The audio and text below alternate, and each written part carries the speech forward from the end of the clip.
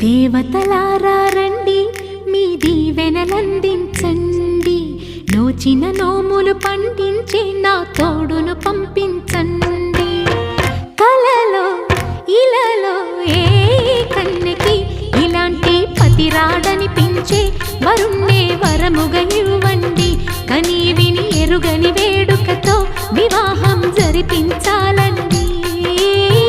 కలలో ఇలలో ఏ కన్నెకి ఇలాంటి పతిరాడనిపించే వరుణ్ణే వరముగా ఇవ్వండి. కని విని ఎరుగని వేడుకతో వివాహం జరిపించాలి.